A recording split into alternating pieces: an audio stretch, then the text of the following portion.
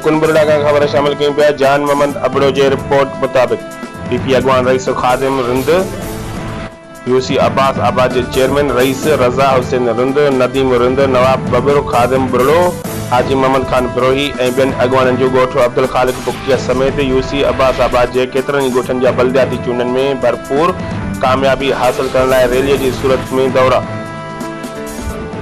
खादिम रिंद, रजा हुसैन रिंद ऐं ॿियनि अॻवाननि जो ॻोठ अब्दुल ख़ालिक बुक्ती ऐं सचल बुक्ती पहुचण ते पीपी अगवान रईस शकूर बुक्ती, सचल बुक्ती, हुबदार अली बुक्ती, महर अली बुक्तिया समेत बुक्ती बिरादरी खादिम रिंद ऐं ॿियनि खे अजरकू पाराए गुड़नि जी वरखा जीए भुट्टो जे नारनि सां इस्तक़बाल कयो वियो।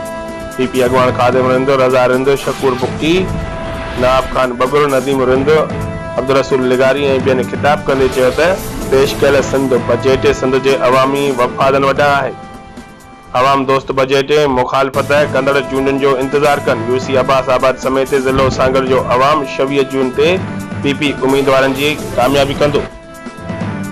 हिन वक़्तु ज़िले जे मुख़्तलिफ़ यूसीज़ केतिरनि ई पीपी उम्मीदवारनि जो बिना मुक़ाबले कामयाब थियण पीपीअ जी वॾी फतेह आहे। उन्हनि यूसी अब्बास आबाद जे अवाम चूंडनि में सदाई असांजो साथ ॾिनो आहे। पीपीअ जे अवामी ख़िदमत करण सबबि यूसीअ समेत ज़िले जे हर ॻोठ में जीए भुट्टो जो नारे जो आवाज़ गूंजी रहियो आहे। चूंड गजाननि दौरान रईस अता हुसैन रिंद, शाहज़ेब रिंद, अमीर अली रिंद, इब्राहिम कमरानी, इदरीस बुगियो, आसिम आराइन, मसरूर अहमद लिगारी, गुलाम रज़ा रिंद ऐं ॿिया गॾु हुआ।